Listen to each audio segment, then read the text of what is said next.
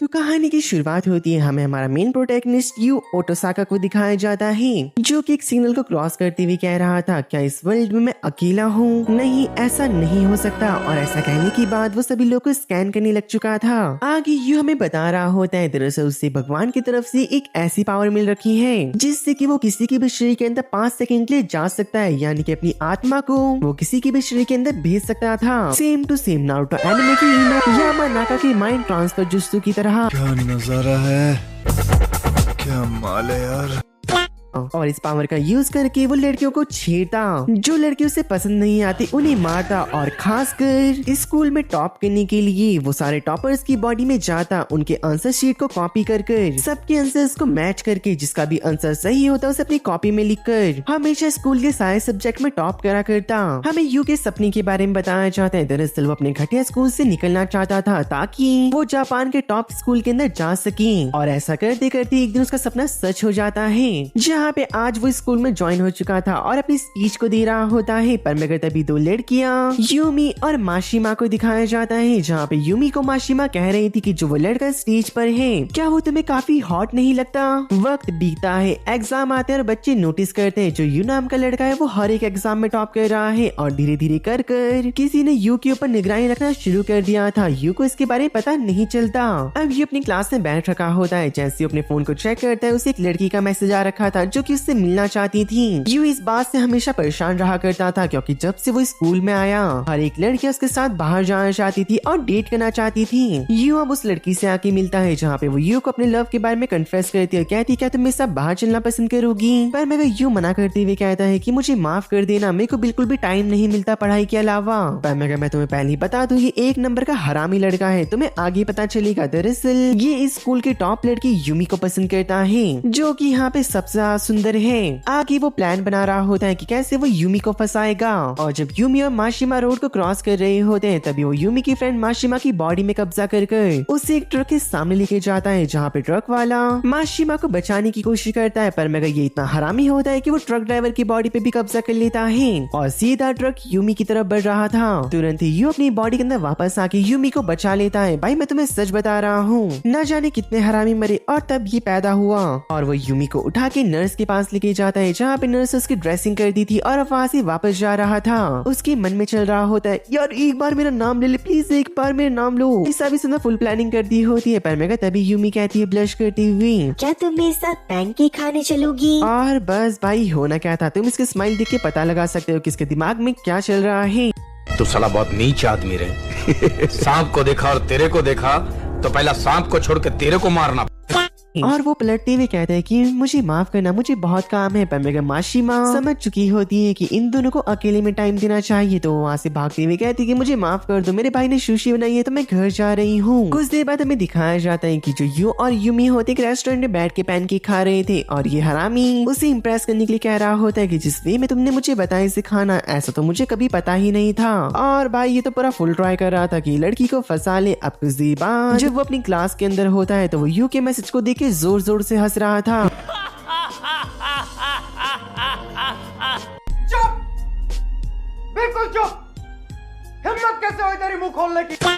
वहाँ पे अनाउंसमेंट होती है, senior class you president room में आ जाओ। यू कह रहा होता है कि आखिरकार प्रेसिडेंट को मेरे से क्या काम है। तभी हमें प्रेसिडेंट रूम में ओमुरा को दिखाया जाता है जो कि स्टूडेंट काउंसिल का प्रेसिडेंट होता है, जो कि हमारे लड़की से कह रहा था मुझे लगता है कि तुम हर एक एग्जाम में चीटिंग कर रही हो, मुझे तुम्हारा एक टेस्ट लेना है, तुम्हारे सामने पेन और पेपर रखा गया है, अगर तुम इस पेपर में 90% से ऊपर लेके आते तो मैं मान लूंगा कि तुमने चीटिंग नहीं करी है, लेकिन अगर तुम पास नहीं होते तो तुम्हें स्कूल से बाहर निकाल दिया जाएगा। यू कहते हैं कि इस बकवास में बिलीव नहीं करता और वहाँ से जा रहा होता है। तभी ओमुरा कहता है कि हमारे प्रिंसिपल ने भी कहा है अगर तुमने ये एग्जाम नहीं दिया तो तुम्हें यहाँ से बाहर निकाल दिया जाएगा। आगे उसका एग्जाम शुरू होता है। यू अपने मन में कह रहा था कि अगर मैं प्रेसिडेंट की बॉडी में चला गया तो मैं सारे आंसर्स को पता कर लूंगा। और जैसे ही वो प्रेसिडेंट की बॉडी के अंदर जाता है, भाई साहब प्रेसिडेंट तो 18+ एक मांगा को पढ़ रही थी। यू देख के घबरा चुका होता है और कहता है कि भाई ये क्या कर रहा है यहाँ पर। प्रेसिडेंट भी लाइक कैसी लगी? आगे स्वाद। यू अपनी जैसी बॉडी के अंदर वापस आता है। उसके बगल में नाओ तोमोरी नाम की लड़की होती जिसने कि अपने हाथ में कैमरा पकड़ रखा था। यू उस लड़की को देख के चौंक जाता है, पर मगर तभी वो लड़की कहती है, मेरा नाम तोमोरी है और मैं दूसरे स्कूल की स्टूडेंट प्रेसिडेंट हूँ। मैं तुम्हें काफी टाइम से फॉलो कर रही हूँ और मैंने देखा तुमने काफी बार दूसरे लोगों की बॉडी के अंदर कब्जा करा है। चाहे तुम्हें पढ़ाई में चीटिंग करनी हो या किसी को मारना हो, तुम हर बार दूसरों की बॉडी में कब्जा करते हो। और मैंने तुम्हारी बॉडी का चेकअप भी कराया जहाँ पे तुम्हारी बॉडी एकदम नॉर्मल आई, ना उसमें कोई सिंड्रोम था ना ही कुछ। यू सुनते साथ ही टेबल को पटकते हुए कहते हैं कि तुम ये क्या मजाक कर रही हो, और वो वहाँ से भाग चुका था। और गैलरी से बाहर निकलते हुए उसे एक तकाज़ो नाम का लड़का देख लेता है। कहते हैं कि अरे वाह, तो बात यहाँ तक पहुँच चुकी है। यू तुरंत ही यूमी के पास आता है, उसके हाथ को पकड़ते हुए कहते हैं कि यहाँ से भागो, पर मगर यूमी नीचे गिर जाती है। और भाई यू उसे उठाने के बजाय वहाँ से भाग जाता है। अपने मन में कहता है, छोटी बच्ची हो क्या? दूसरी ओर जो यू होता है भाई, ये तो चीते से तेज भाग रहा होता है और कहता है कि उनके हाथों में नहीं लग सकता। और जैसे ही वो सांस लेने के लिए रुकता है तभी उसके पीछे एक जोरदार ब्लास्ट हो जाता है और वो तुरंत ही आगे भागने लग चुका था। पर मगर तभी उसके सामने फिर से तकाज़ो आ जाता है जिसकी हालत थोड़ी फटी हुई लग रही होती है। तभी तकाज़ो यू की तरफ काफी स्पीड में आता है। अपने मन में कहता है, हाय हाय, ये देखो कालू डर रहा है। हाय हाय हाय, अरे भाई कितना प्यारा। ये आया भूरी, ये आया भूरी। और तुरंत ही उसने यू को आसमान में उड़ा दिया था, जहाँ पे वो दोनों नदी के ऊपर टप्पा खाते हुए दूसरी साइड आ जाते हैं। तुम्हें मुझसे क्या काम है, तुम मेरे पीछे क्यों पड़ी हो? लेकिन फिर से वहाँ पे तोमोरी आ चुकी थी जो कि इसे बता रही होती है, दरअसल तुम अकेले नहीं हो जिसके पास पावर है, हम दोनों के पास ही पावर है इस वर्ल्ड में। और हमारी तरह काफी सारे लोग हैं जो कि 5 पावर इसमें से एक पावर को पोजेस करते हैं। और जरूर तुम्हें ऐसी पावर मिल रखी है जिससे कि तुम दूसरों की बॉडी में कब्जा कर सकते हो 5 सेकंड के लिए। और मेरे को यहाँ तक ये भी लगता है कि तुम दूसरों की माइंड को रीड भी कर सकती हो। मैं तुम्हें बता दूं, दरअसल जो ये पावर है तब तक नहीं जाती जब तक कि तुम इस वर्ल्ड से मर न जाओ। इसी वजह से मैं चाहती हूँ कि तुम हमारे स्टार ओशन एकेडमी को ज्वाइन करो। लेकिन यू भाई साहब ये तो लीक ही मानेगा। जहाँ पे तुरंत ही वो तोमोरी के कैमरे को छीनने की कोशिश करता है, लेकिन तोमोरी गायब होकर उसके मुंह पे काफी सारे पंचेस बजा देती है और अब भाई वो जमीन में पड़ा था।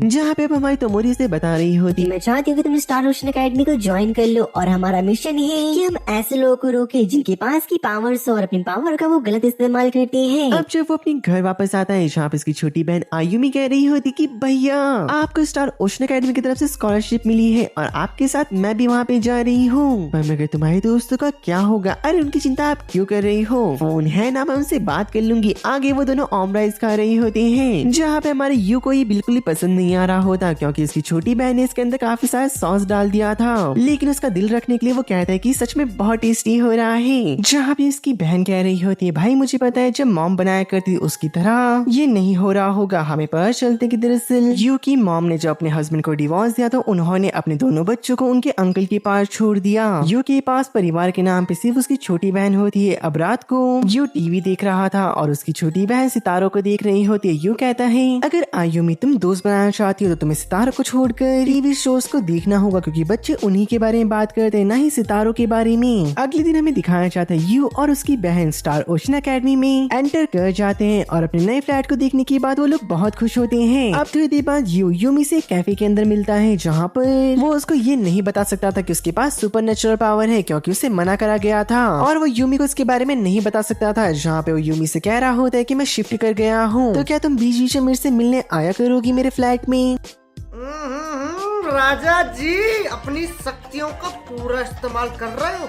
यूमी कहती कि मुझे माफ करना पर मैं तुमसे ऐसे नहीं मिल सकती। मेरा घर और तुम्हारा स्कूल बहुत दूर है और अगर मैं तुमसे ऐसे मिलने आई तो लोग मुझे स्टॉकर समझेंगे और मेरी बेइज्जती होगी। यू कहते इसका मतलब हम नहीं मिल पाएंगे। तभी यूमी कहती कि ठीक है, हमारी दोस्ती यहीं तक थी। तुमने मेरी जान बचाई, मैं बहुत खुश हूँ और मैं जिंदगी भर ये याद रखूंगी। हमारा यू काफी हैरान हो जाता है और उसके मन में चल रहा था, ये क्या हो गया?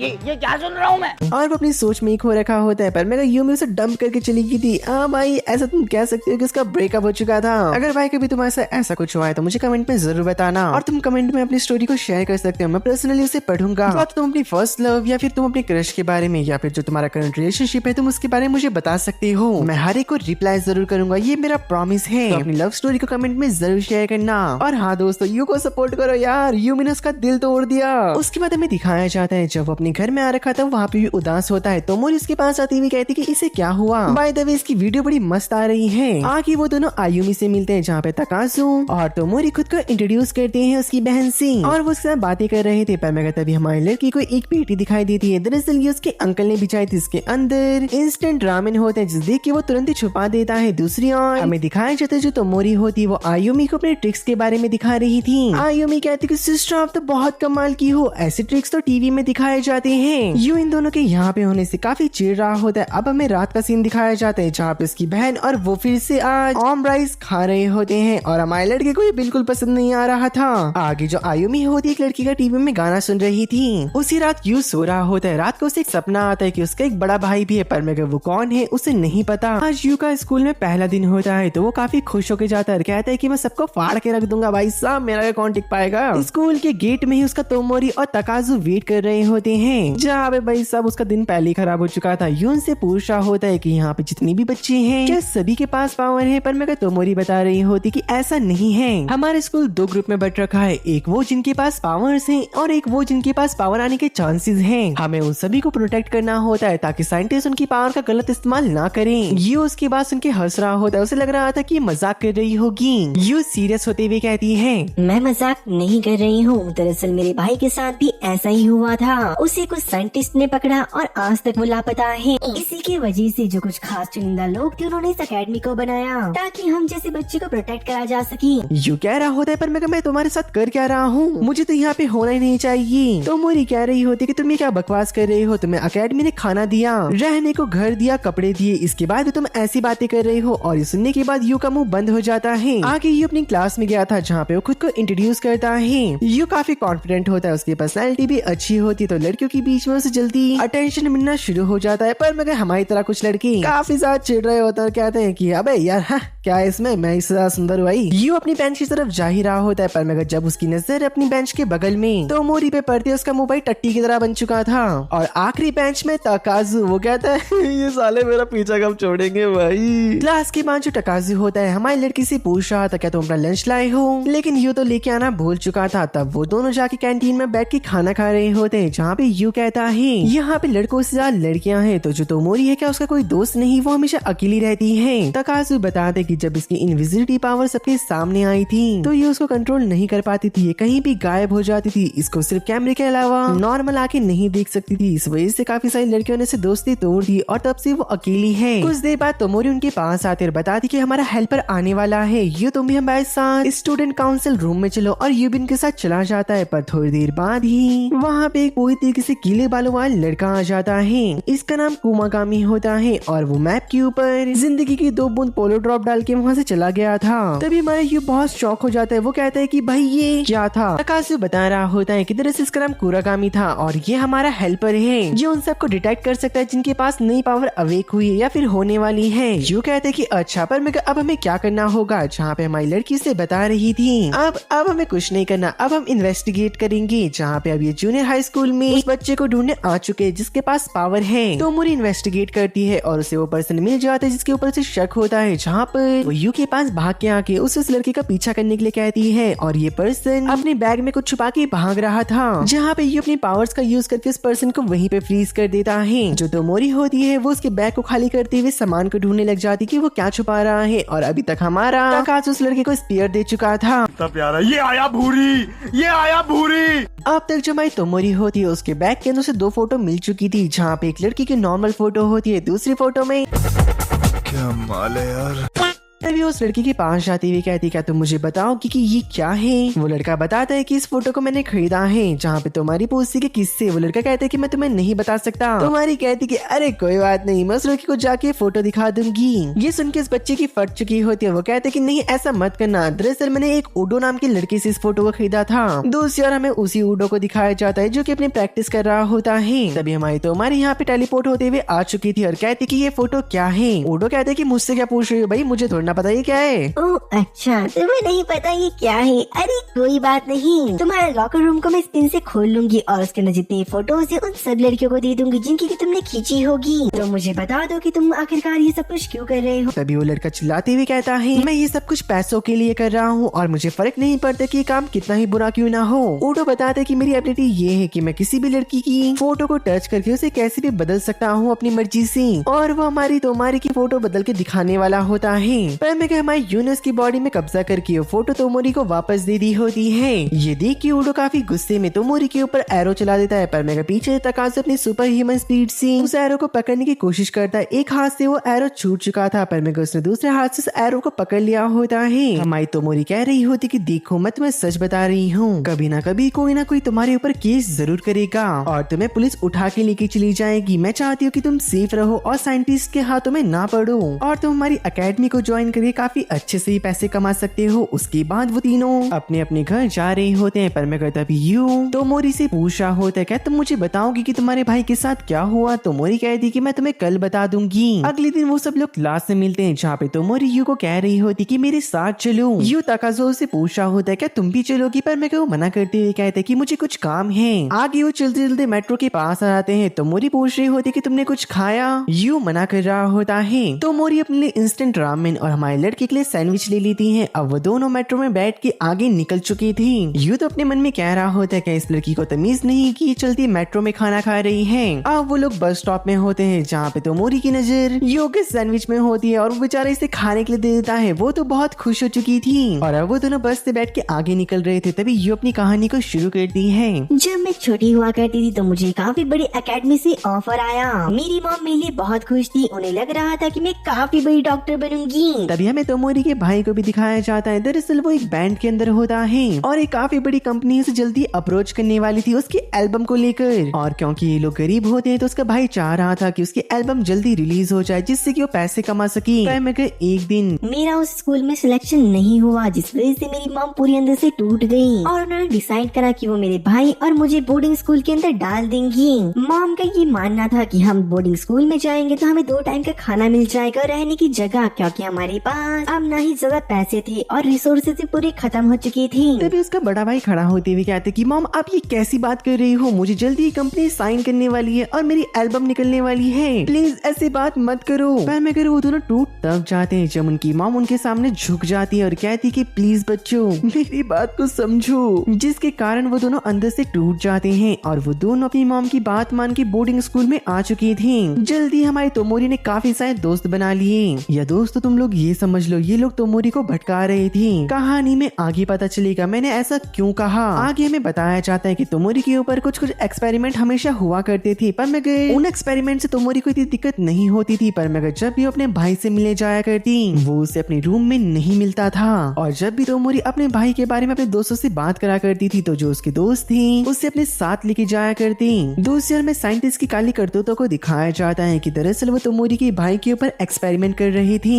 क्योंकि जो तोमोरी के भाई की स्पेशल पावर थी वो ये थी कि वो हवा में फ्रीक्वेंसीज को लेके आ सकता था। साइंटिस्ट का मानना था कि वो तोमोरी के भाई के साथ मिलकर कोई ऐसी एनर्जी को क्रिएट कर लेंगे जिससे कि वो ह्यूमन से फ्रीक्वेंसीज के थ्रू बात कर सके, चाहे वो कितने भी दूर क्यों ना हो। ये ऊपर मगर जब मैंने अपने भाई को 1 साल बाद देखा वो मुझे तक नहीं पहचान रहा था। मैं समझ गई थी जो मेरे सारे दोस्त हैं वो मुझे बस डिस्ट्रैक्ट करा करते थे ताकि मैं अपने भाई से ना मिल सकूं। और एक बार जब साइंटिस्ट मेरे भाई को एक्सपेरिमेंट के लिए लेने गए तो वो अपने रूम से भाग चुका था, जिसके बाद से तोमोरी ने किसी के भी ऊपर भरोसा करना बंद कर दिया। आगे वो लोग उस जगह पे पहुंच चुके होते हैं जहाँ पे इन लोग को आना था, जहाँ पे तोमोरी रिसेप्शनिस्ट के पास जाकर अपने भाई के बारे में पूछती। रिसेप्शनिस्ट बताती कि वो कमरा नंबर 12 के अंदर है, और जब यूज कमरे के अंदर जाता है वो देखता है कि तोमोरी का भाई तो पूरी तरीके से पागल हो चुका था। उसने तकिया को फाड़ रखा था और वो बहुत चिल्ला रहा होता है मुझे यहाँ से बाहर जाना है। जहाँ पे नर्स उसे शांत करती है दवा लगाकर, और इसके बाद वो दोनों अब बाहर आ चुके होते हैं। तोमोरी बता रही थी दरअसल जिनके पास पावर है साइंटिस्ट के लिए वो बैटरी की तरह है, जितना हो सके उनसे काम कराओ, उनकी बैटरी चूस लो और जब उनकी बैटरी खत्म हो जाए उन्हें एक तरफ फेंक दो, जैसे कि इन्होंने मेरे भाई के साथ करा। इस पूरे टाइम हमारा जो यू होता है वो बहुत ज्यादा चिंता के अंदर था और वो कुछ नहीं कह पा रहा होता, ना बस के अंदर ना मेट्रो के अंदर, और वो दोनों अपने घर वापस लौट चुकी थी। हमारी जो छोटी आयुमी होती है यू के ऊपर गुस्सा करते हुए कह रही थी कि आखिर भाई तुम कहाँ पर थी, क्या तुम मुझे कॉल नहीं कर सकती थी, मुझे तुम्हारी बहुत चिंता हो रही थी। यू कहते हैं कि मुझे माफ कर देना, दरअसल मैं स्टूडेंट काउंसिल का मेंबर बन चुका हूँ तो मुझे घर आने में अब टाइम लगेगा। ये सुन के आयुमी बहुत खुश रहती है और वो कहती है कि अरे वाह, आज ही मैंने करी बनाया और मेरा भाई स्टूडेंट काउंसिल का मेंबर बन चुका है। वो बहुत खुश होती है, पर मगर यू के दिमाग में चल रहा था कि कल के दिन अगर मुझे साइंटिस्ट ने पकड़ लिया, क्या मेरी बहन का हाल भी तोमोरी की तरह हो जाएगा। अब यू आगे उस खाने को खाता है, पर मगर उसे बहुत बेकार लगता है क्योंकि उसकी बहन ने इसके अंदर भी मीठी सॉस को डाल दिया होता है। वो कहता है कि अरे यार, ये बच्ची, इसे कितना मीठा पसंद है। पर मगर हेड्स ऑफ है यार, जो आयुमी है उसकी उम्र के हिसाब से वो बहुत मैच्योर है और वो खाना भी बना लेती है। मुझे पता है कि एनिमे है, इसमें कुछ भी हो सकता है, पर मगर फिर भी। अब उसके अगले दिन हमारा यू अपने स्कूल जा रहा होता है, उसकी बहन ने फिर से उसके लिए ओमराइस को पैक कर दिया था। यू कह रहा होता है अरे यार, हर रोज ओमराइस आज मैं कैंटीन से खा लूंगा, लेकिन उसकी बहन का रोता हुआ चेहरा देख के वो उसे लेके चला जाता है। आगे तकाजु पूछ रहा होता है क्या तुम लंच लेके आए हो, पर मगर यू से मना कर देता है। तकाजु कह रहा होता है कोई बात नहीं मेरे दोस्त, आज मैं तेरे लिए स्पेशल करी चावल लेके आऊंगा। जैसे ही लंच का टाइम होता है वो सीधा खिड़की तोड़कर कैंटीन के पास भाग चुका था और जब यू कैंटीन में पहुंचता है तो वो उसकी हालत देखता है। भाई ने अपना सर फाड़ दिया होता है और वो कहता है अरे यार मेरे दोस्त तू आ गया और मुझे माफ करना यार, मेरे सर से नारियल पानी निकल रहा है।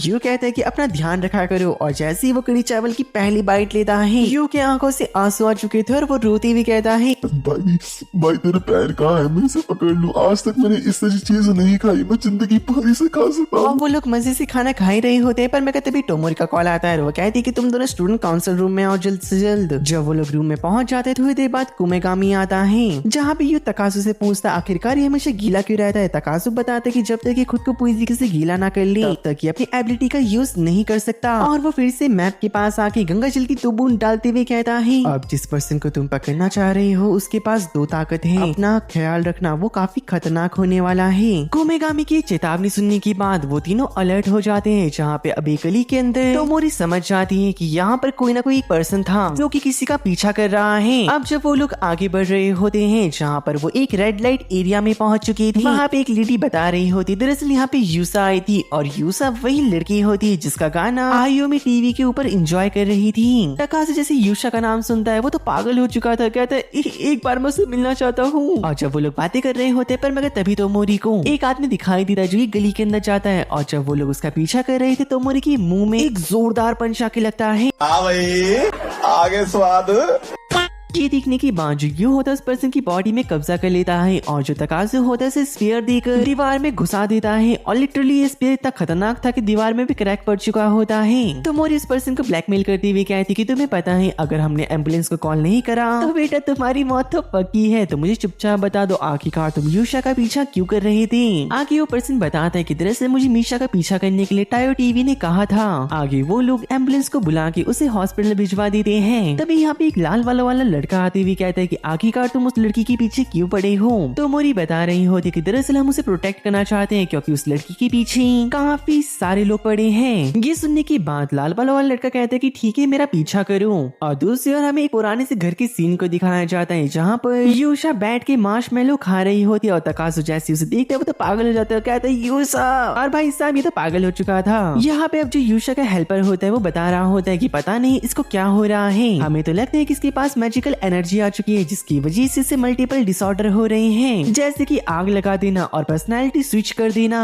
और अचानक से अपनी बड़ी बहन की तरह एक्ट करने लग जा रही जिसका कि नाम मीशा था जो कि आज से 1.5 साल पहले चल बसी। और जब वो लोग ऐसी बात बता ही रहे होते हैं तुरंत ही हमारी यूशा की बॉडी में उसकी बड़ी बहन मीशा आ जाती है। होश में आओ भैया।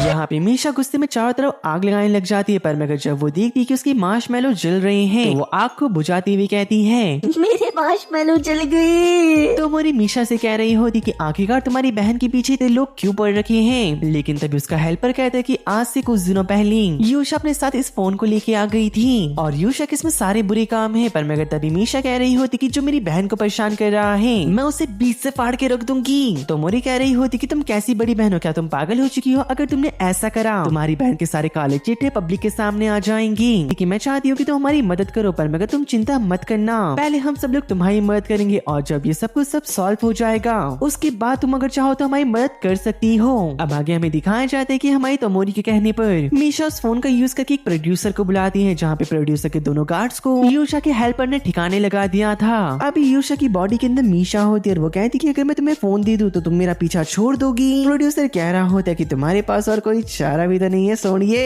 ये सुन के मीशा को बहुत गुस्सा आ चुका था, जहाँ पे वो उसके बाकी बच्चे गार्ड्स के ऊपर आग लगा देती है।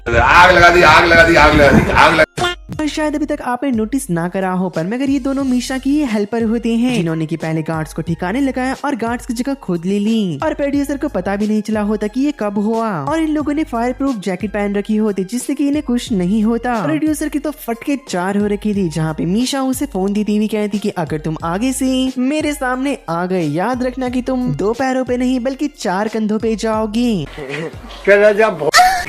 ये सुन के प्रोड्यूसर वहाँ से भाग चुका था। आगे सब लोग तोमोरी का शुक्रिया अदा कर रहे होते हैं उसके प्लान के लिए, पर मगर तोमोरी उन्हें बताती कि मैं चाहती हूँ तुम तीनों हमारे स्टार ओशन एकेडमी को ज्वाइन कर लो, क्योंकि तुम्हारे ऊपर अब साइंटिस्ट की नजर पड़ चुकी है और वो लोग तुम्हारी ताकतों का गलत इस्तेमाल कर सकते हैं। स्टार ओशन एकेडमी तुम्हें प्रोटेक्शन देगी और तुम्हें रहने की जगह भी। लेकिन शो मना कर रहा होता है, क्योंकि मीशा जल्दी उसकी बॉडी से फिर गायब हो जाएगी। शो सबको कहता है कि तुम लोग जाओ, मुझे मीशा से कुछ बात करनी है। और वो रोते हुए कहता है मैं तुम्हें बहुत पसंद करता था, पर मगर जब तुम इस दुनिया को छोड़कर चली गई, मेरे पास कुछ जीने का मकसद नहीं बचा। इस वजह से मैं तुम्हारी बहन को प्रोटेक्ट करता हूँ। मीशा उसके सर पे हाथ फेरते हुए कहती कि तुम अपनी जिंदगी को आगे बढ़ा सकते हो, वैसे मैं अब मर चुकी हूँ, तो किसी मरे हुए पर्सन के लिए अपनी लाइफ को वेस्ट मत करो, अपनी लाइफ को आगे एंजॉय करो। और अब वो सब लोग अपने घर निकल जाते हैं। जब हमारा यू अपने घर आता है, आयु में चिल्लाते हुए कहती घर आने का कोई टाइम है, रात के 1:30 बज रहे हैं। यू कहते हैं मुझे माफ करना, स्टूडेंट काउंसिलर कुछ काम पड़ गया था, इस वजह से आयु में से कुछ नहीं कह पाती। और दोनों मिलकर अब खाना बना रहे थे। थोड़ी देर बाद आयु में टीवी में यूशा को देख रही होती है। यू बताते दरअसल जो ये लड़की है अब से मेरी एकेडमी में पढ़ेगी। और ये सुनने के बाद आयु में अपने भाई से जिद करने लग जाते, कहते कि प्लीज प्लीज प्लीज मुझे उससे मिलना है। और हमारा लड़का अपनी बहन को मना नहीं कर पाता। रात को वो थोड़ी देर फोन स्क्रॉल करके अब सो चुका था। अगले दिन यू जब जागता है उसे शॉक मिलता है, क्योंकि उसकी बहन ने फिर से सॉस का यूज कर टोस्ट बना रखे होते हैं। और जैसे उसकी पहली बाइट लेता है उसे तो उल्टी करने का मन हो चुका था, पर मगर तभी इसकी बहन कहती है अगर तुमने इसे नहीं खाया तो तुम्हें नाश्ते में भी यही मिलेगा। और वो अपने दिल पे पत्थर रख के उन्हें खाने लग जाता है। जिसके बाद वो अपनी क्लास में बैठ रखा था। सारे बच्चों में बात फैल चुकी होती कि यूशा की क्लास को ज्वाइन कर रही है। सब लोग तो पागल हो चुके होते हैं। यूशा इसी क्लास में एंटर करती है। वो खुद को इंट्रोड्यूस करते हुए कहती कि दोस्तों मैं चाहती हूँ कि तुम मेरा ध्यान रखना, मैं तुम्हारे साथ रहूंगी, पर मैं बीच बीच में अपने काम को करने के लिए यहाँ से जाया करूंगी, पर मैं चाहती हूँ तुम सब लोग मेरा ध्यान रखना। और सारे बच्चे पागल हो चुके थे सुनने के बाद, और वो तो चिल्ला रहे होते हैं घनचक्करों की तरह। थोड़ी देर बाद लंच में लड़के और लड़कियों ने यूशा को घेर लिया था। सब लोग उसका नंबर मांग रहे होते, कोई इसका गाना सुनना चाह रहा था। काजू कह रहा होता यू मेरे दोस्त मेरे भाई, मैं भी यूशा से बात करने जा रहा हूँ, अपने भाई को सपोर्ट करियो, तेरी भाभी है साले। पर मगर तभी तोमोरी बीच में आते हुए कहती है जो तुम्हारी हरकतें हैं इन्हें अपने काम के बीच में आने मत दो। और वो यूशा के हाथ को पकड़कर स्टूडेंट काउंसिल रूम के अंदर आ चुकी होती है, जहाँ पे वो सबको बता रही थी हमें अपने काम को याद रखना है। और अभी हमारा अघोरी बाबा यहाँ पे आ चुका था, यानी कि हमारे जलपरी कुमागामी बाबा। आते साथ ही पोलियो जिंदगी की 2 बूंद मैप में गिराते हुए कहता है कि तुम्हारा अगला पोन टेलीकिनेसिस पावर को यूज कर सकता है। और दरअसल इन्हें अब कनाया एकेडमी में जाना था, पर मैं कहता भी तोमोरी उन्हें कनाया एकेडमी का एक न्यूज़पेपर दिखा दी, इसमें बेसबॉल टीम के बारे में कुछ लिख रखा था, पर मैं किसी को समझ नहीं आता। तो वो अपना कैमरा टीवी से कनेक्ट करती है और बताती कि बॉलर के हाथ में बॉल को देखो, मुझे कंफर्म है कि यही टेलीकिनेसिस को यूज कर सकता है, क्योंकि जिस तरीके से इसने बॉल को हाथ में पकड़ा है इस तरीके से कोई भी उस बॉल को इतनी ताकत से नहीं फेंक सकता आगे। और सब लोग धीरे धीरे करके समझ रहे होते हैं आखिरकार तोमोरी क्या कह रही है, पर मेरा घंटा मुझे कुछ समझ नहीं आया भाई। तुम्हें आया तो कमेंट में जरूर बताना। दोस्तों हमें उसी लड़की को दिखाया जाता है जहाँ पे हमारी तोमोरी उसके पास जाती हुई कहती मुझे पता है कि तुम टेलीकिनेसिस को यूज कर सकते हो। वो लड़का कह रहा होता है कि आखिरकार तुम क्या बात कर रही हो, इस जमाने में भी ऐसी बातों को करना क्या तुम्हें सही लगता है। तोमोरी कहती कि देखो खुद को इनोसेंस प्रूव मत करो, आज न कल किसी को पता चल जाएगा तुम्हारी पावर के बारे में, और अगर तुम साइंटिस्ट के हाथ लग गए तो तुम नहीं बचने वाले। पर मैं जो वो लड़का होता है उनकी बातों को ऐसे इग्नोर कर रहा होता होता है, जैसे कि भाई तेरी क्रश तेरे को हमेशा इग्नोर करा करती है। और दोस्तों जो मेरे ऐसे जोक्स होते हैं उन्हें सीरियसली मत लिया करो। जो सारे जोक्स है मैं इसलिए करता हूँ ताकि किसी के चेहरे पे 2 सेकंड की स्माइल आ सके। आगे हमें दिखाया जाता है कि हमारे सारे हीरोज अपनी पावर्स को यूज कर रहे होते हैं, जिसे देखकर सामने खड़े लड़के की तो फटके हाथ में आ रखी थी और हमारी तोमोरी कह रही होती कि अगर जो हमारी टीम है वो तुम्हारी बेसबॉल टीम से जीत गई तो तुम्हें हमारे साथ आना होगा, और अगर हम लोग हार गए तो हम तुम्हारा पीछा करना बंद कर देंगे। आगे ये बताता है कि मेरा नाम एरिफोमिया है और इसका नाम काफी लंबा है तो हम इसे एरी बुलाएंगे। जहाँ पे सब लोग डिसाइड करते कि संडे को ये लोग मैच करेंगे। आगे चलते वक्त तोमोरी बता रही होती कि हमारे स्कूल के अंदर कोई भी बेसबॉल नहीं खेलता तो हमें कैसे न कैसे करके इस मैच को जीतना होगा। यू बताते हैं क्या तुम पागल हो चुकी हो, तुमने फिर ऐसा डील रखा ही क्यों उसके सामने जहाँ पे हमारा हारना पक्का है और उनका जीतना। तोमोरी कह रही होती कि तुम चिंता क्यों कर रहे हो, हम कैसे न कैसे करके जीत जाएंगे और जो मैच होगा हमारे स्कूल के अंदर होगा। आगे संडे का दिन अब आ चुका था, दोनों टीम आमने सामने होती है और इन सब का प्लान बन चुका था, जिस वजह से पहला मैच शुरू होता है। एरी की टीम एक भी बॉल को मिस नहीं करती, वो हर बॉल में शॉट मार रहे होते हैं और कुछ देर बाद जब हमारी टीम की बारी आती है वो तो हर बॉल को मिस कर रहे थे क्योंकि एरी अपने टेलीकिनेसिस का यूज कर रहा होता है, जिस वजह से अपनी टीम का एक भी बंदा बॉल टच नहीं कर पा रहा था।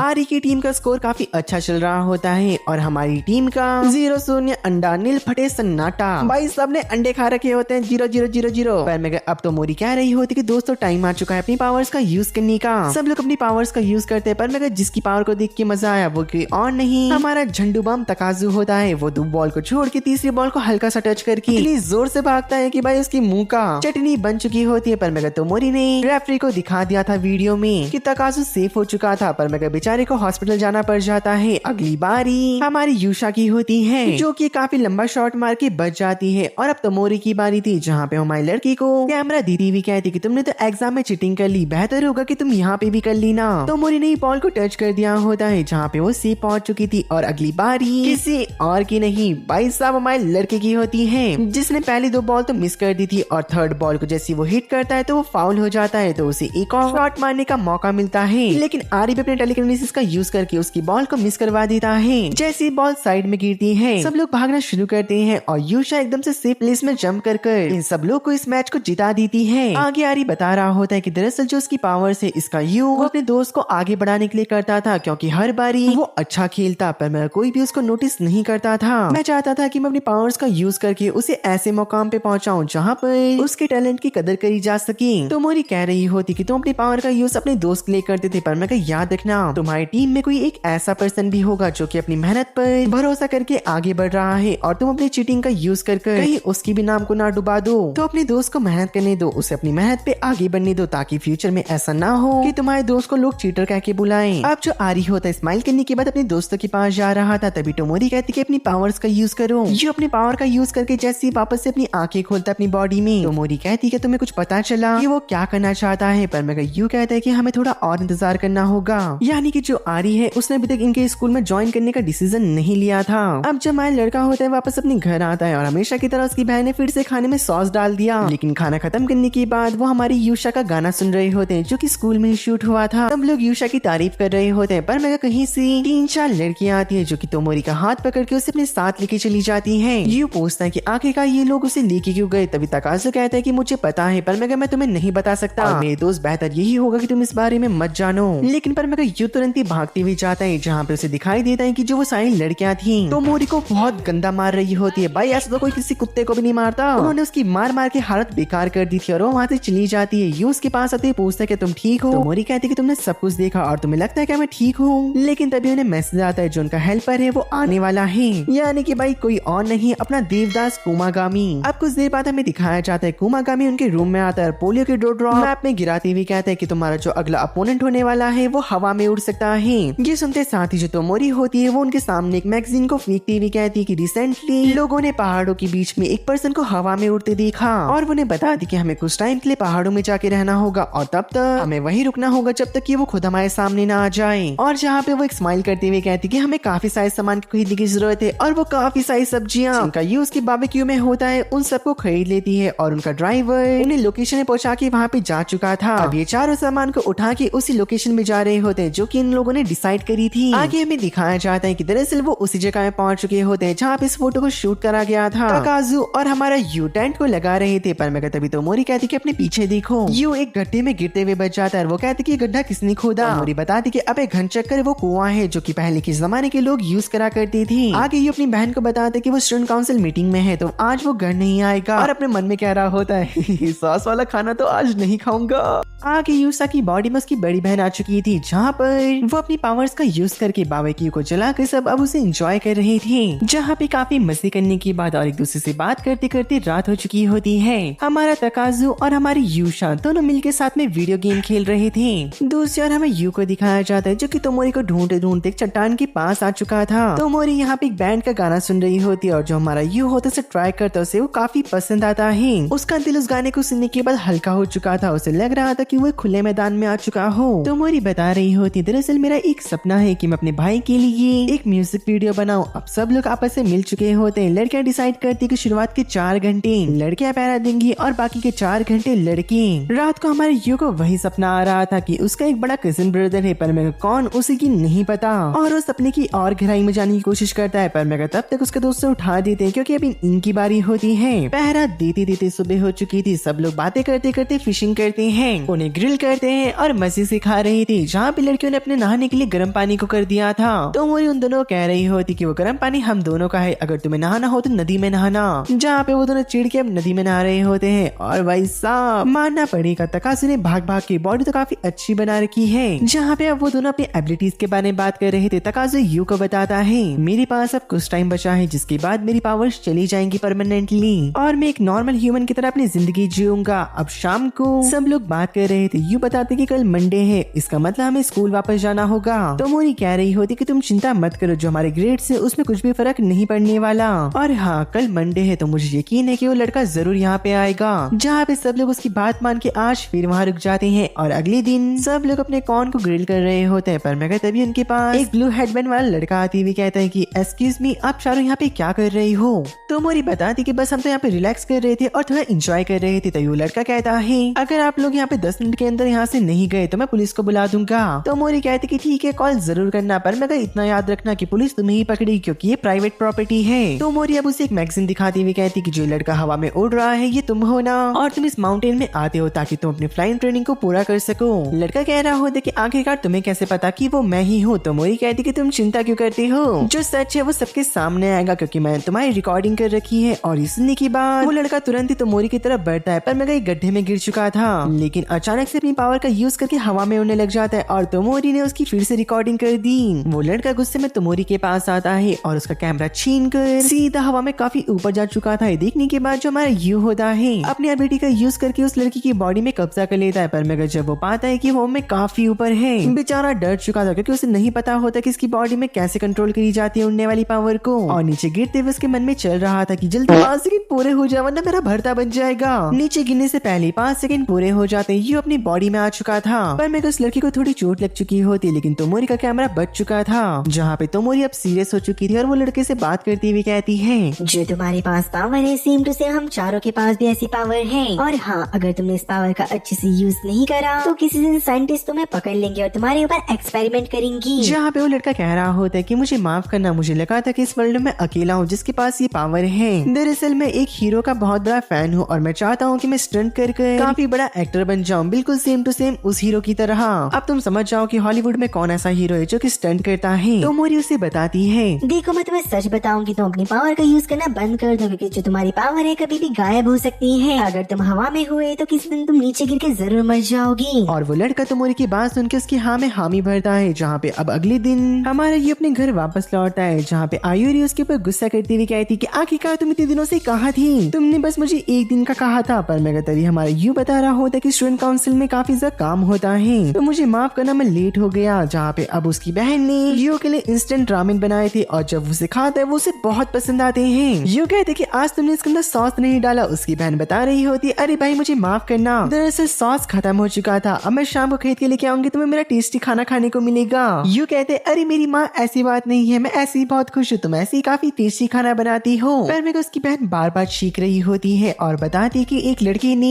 आज मुझे प्रपोज करा। तभी तभी हमारा लड़का पूछता कि तुमने क्या बोला। वो बताती कि मैंने ऑफ कोर्स मना कर दिया। मैं वो बोलते हुए काफी बार चीख रही होती है, जहाँ पे हमारे लड़के को पता चल चुका था कि इसे जुकाम हो चुका है। तो वो उसका दवाई खिला के अब सुला देता है बिस्तर पर। यहाँ पे अगले दिन चेक करता है पर अभी भी उसकी बहन का बुखार उतरा नहीं था बल्कि और बढ़ चुका था। जहाँ पे वो कहता है कि तुम आज घर पे आराम करना, स्कूल जाने की कोई जरूरत नहीं है और खाने का मैं संभाल लूंगा। दूसरी ओर आयोमी की क्लास के अंदर टीचर बताती कि आयोमी आज नहीं आएगी क्योंकि उसे बुखार हो चुका है। जहाँ पे एक लड़का आयोमी की चिंता कर रहा था और ये वही होता है जिसने कि उसे कल प्रपोज करा था, लेकिन पीछे एक लड़की कह रही होती है अच्छा तो वो आज नहीं आएगी तो मैं उसे अगले दिन देख लूंगी। तभी हमें यहाँ पे हमारे देवदास को दिखाया जाता है जो कि फिर से गीला होके आ रखा था और पोलियो की 2 बूंद गिराते हुए कहता है सब कुछ नीचे गिरेगा। जहाँ पे उन सबको लग रहा होता है किसी लड़की के पास पावर है जो कि दूसरे को जोर से नीचे गिरा सकता है, लेकिन जब वो मैप में देखते हैं तो ये उनका कैंपस होता है और उन सबको लग रहा होता है कि आज वो लड़का नहीं आया होगा। क्या पता उस पर्सन को जुकाम हो, पर मगर ये सुनने के बाद यू काफी चौकन्ना हो चुका था। आयोमी कह रही होती कि यू तुम्हें क्या हुआ, तुम काफी परेशान लग रहे हो। यू बताता है आज मेरी बहन स्कूल नहीं आई है और उसे भी जुकाम हो रखा है। जहाँ पे सब लोग बात कर रहे होते हैं कि अगर बड़े भाई के पास स्पेशल पावर हो तो उनके छोटे सिबलिंग्स के पास वो कहीं ना कहीं से आ जाती है। जहाँ पे सब लोग डिसाइड करते हैं कि वो यू की बहन से मिलने जाएंगे, पर मगर यू कह रहा होता है ये तकाजु घनचक्कर को मैं लेके नहीं जा सकता और अगर मेरी बहन ने यूशा को देख लिया वो तो खुशी के मारे पागल हो जाएगी। तो एक काम करता हूँ, घनचक्कर को मैं बिल्डिंग से नीचे फेंक देता हूँ अपनी पावर का यूज कर और वो अपनी पावर का यूज कर पाता। उससे पहले आयोमी कहती कि देखो तकाजु खिड़की के बाहर रेस 3 का सलमान खान भाग रहा है। जैसे वो खिड़की की तरफ भागते हुए जाता है हमारी तोमोरी ने उसे धक्का मार दिया था।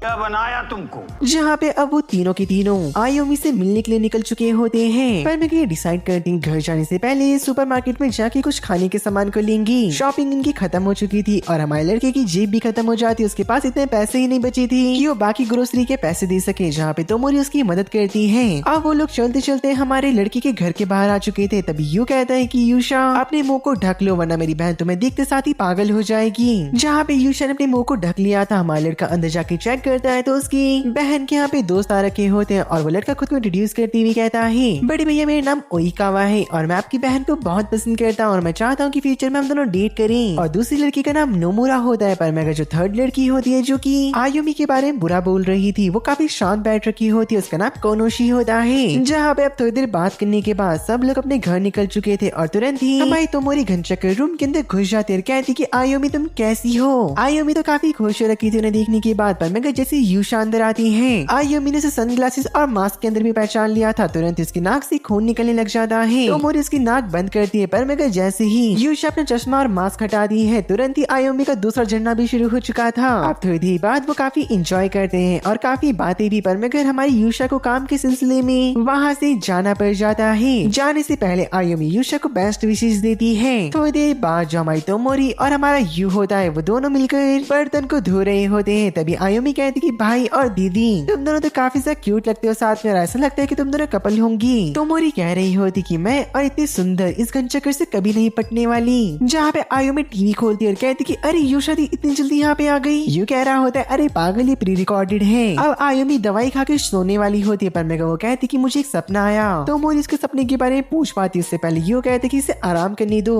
अब वो दोनों घर की बालकनी में होते हैं जहाँ पे तोमोरी पूछ रही होती है क्या तुम उसके सपने के बारे में नहीं पूछोगी। हमारा यू कोई जवाब नहीं देता और रूम के अंदर आने के बाद अपनी बहन से पूछता कि आखिरकार जो सपना था तुम्हें उसमें क्या दिखाई दिया। आयोमी बता रही होती है भाई मुझे ढंग से याद नहीं, वो धुंधला धुंधला था, पर मैं मुझे इतना याद है उसमें कुछ टूट चुका था। अगले दिन यू सभी को इसके बारे में बताता है। तोमोरी कहती कि हमें आयोमी के टीचर से बात करनी होगी कि अब वो उसके ऊपर ज्यादा ध्यान दे और आसपास हमें और भी कैमरास लगाने होंगी। यू तुम एक काम करना कि आयोमी को कल स्कूल आने मत देना। अब हमें आयोमी को दिखाया जाता है जिसका कि पूरी तरीके से बुखार उतर चुका था, स्कूल जाने के लिए काफी एक्साइटेड होती है, लेकिन यू उसे मना करते हुए कहता है कि तुम आज स्कूल नहीं जाओगे और चुपचाप आराम करो घर पर। ऐसा कहने के बाद वो स्कूल निकल चुका था, पर मैं आयोमी ये तो कहाँ मानने वाली थी। जहाँ पे वो अपनी स्कूल यूनिफॉर्म पहन के गार्ड को चकमा देकर पीछे की खिड़की से स्कूल की तरफ निकल चुकी होती है। दूसरी ओर हमें दिखाया जाता है कि दरअसल सब लोग स्टूडेंट काउंसिल के रूम के अंदर होते हैं जहाँ पे यू बताते कि आज मेरी बहन घर पर ही है, पर मगर तोमोरी कहती कि तुम पागल, वो थर्ड पीरियड में स्कूल आ चुकी है, तैयार रहना, हमें जल्दी ही वहाँ पे जाना होगा। जहाँ पे एक शॉर्टकट रास्ते से वो आयुमी के स्कूल के अंदर घुसने की कोशिश कर रही थी। दूसरी ओर आयुमी कहीं पे जा रही थी, पर मगर तभी ओइकावा आयुमी से बात करने की कोशिश करता है, पर मगर बीच में नोमुरा आकर उसे वहीं पे रोक देती है। जहाँ पे आयुमी भागती हुई अपनी क्लास में जा रही थी, पर मगर तभी बीच में कोनिशी आती हुई कहती कि आखिरकार तुम ओइकावा से क्यों मिलती हो, मैं नहीं चाहती कि तुम मुझसे मिलो या फिर वो तुमसे मिले। ऐसे कहने के बाद वो कटर को खोल रही होती है। मैं तुम्हें यहीं पे मार दूंगी, तो उसके बाद तुम उससे कैसे मिलोगी? आयुमी कोनिशी से बहुत ज्यादा डर जाती है और वो उससे बचने के लिए भाग रही होती है। कोनिशी उसका पीछा करती है। आयुमी छत में पहुंच चुकी थी, पर मगर वहाँ पर गेट बंद होता है छत का। कोनिशी डरावनी आवाज में कहती है, आखिर तुम उससे बच के कहाँ जा रही हो? ये सब तुम्हें उससे दोस्ती करने से पहले सोचना चाहिए था। अब तुम नहीं बचोगी। आयुमी इतना डर चुकी होती है कि उसके बाल ग्लो करने लग जाते हैं। उसकी पावर एक्टिवेट हो चुकी थी और तुरंत ही बिल्डिंग टूट जाती है। आयुमी बिल्डिंग के मलबे के साथ नीचे गिर जाती है और पूरा का पूरा मलबा उसके ऊपर गिर चुका था। सारे बच्चे अपनी जान बचा के भाग रहे होते हैं। अब तक जो हमारा यू होता है वो भी यहाँ पे पहुँच चुका था और वो अपनी बहन को मलबे से बाहर निकालने की पूरी कोशिश कर रहा होता है। वो आयुमी का नाम बार बार ले रहा था। तुम कहाँ पर हो? तुम्हें कुछ नहीं होगा, मैं तुम्हें बचा लूंगा। आयुमी तुम्हारा बड़ा भाई यहाँ पे आ चुका है। इन्हीं बातों के बीच में तभी उसके सर पे एक काफी बड़ा पत्थर आके गिरता है, जिससे कि वो बेहोश हो जाता है। अगले दिन हॉस्पिटल के अंदर यू को होश आता है और डॉक्टर से देखकर काफी हैरान हो चुके थे कि इसे इतनी जल्दी होश कैसे आ गया। नर्स और डॉक्टर की आवाज में थोड़ा भारीपन होता है। वो कहते हैं, यू अपना आप को संभालो और हमें माफ करना।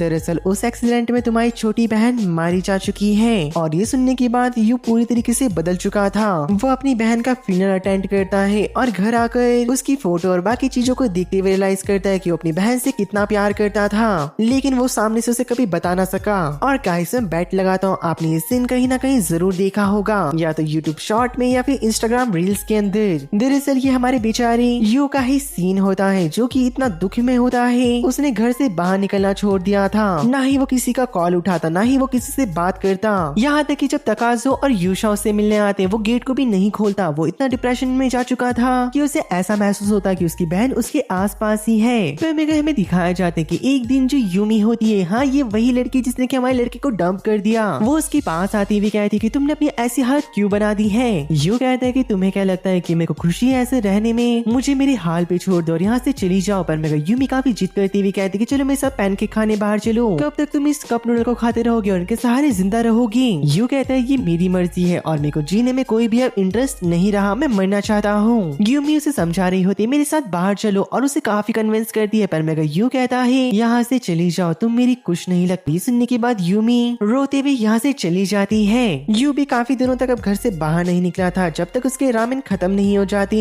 और वो रामेन खरीदने घर से बाहर जा रहा होता है। पर मगर तभी 3% उसके गेट के बाहर आते हुए कहते कि हमें तुमसे कुछ बात करनी है। बाकी दोनों की बैंड बजा के तीसरे पर्सन की भी खुद ही बैंड बजा देता है और एटीएम में जाने के बाद काफी सारे पैसों को विड्रॉल कर अपने होम टाउन से काफी दूर निकल चुका था ट्रेन पकड़ के, और वो एक छोटी सी कमरे को रेंट करता है और काफी दिन तक वहीं पे रहता है, टीवी शो देखता है, पिज्जा खाता है और जब भी उसका मन होता है वो बाहर जाके घूमता है। उसके मन में चल रहा था कि काफी दिन तक मुझे कोई लेने यहाँ पे नहीं आया, मतलब मैं अपनी जिंदगी शांति से यहाँ पे बिता सकता हूँ। धीरे धीरे करते करते वो डिप्रेशन में जाते जाते साइकोपैथ बनता जा रहा था। वीडियो गेम खेलता, पागलों की तरह चिल्लाता और एक दिन जब वो खाना खाते हुए वापस अपना वीडियो गेम खेलने आया, वहाँ पे 2 पर्सन ऑलरेडी उस गेम को खेल रहे होते हैं। ये उनके ऊपर चिल्लाते हुए कहता है ओए यहाँ से निकल जाओ, ये जगह मेरी है। ये सुनने के बाद वो दोनों पर्सन से पकड़ के एक कोने में लेके जाते हैं। दरअसल ये दोनों पर्सन किसी गैंग का हिस्सा थे जहाँ पे वो यू के ऊपर हाथ उठा पाते। इससे पहले यू उनमें से एक की बॉडी को प्रोसेस कर सबकी वहीं पे बैंड बजा के रख देता है और कहते हैं कि अगली बार अगर तुम मेरे पीछे आए, याद रखना तुम्हारा हाथ तोड़ के ऐसी जगह डालूंगा जहाँ से तुम कभी उस हाथ का यूज ना कर सको।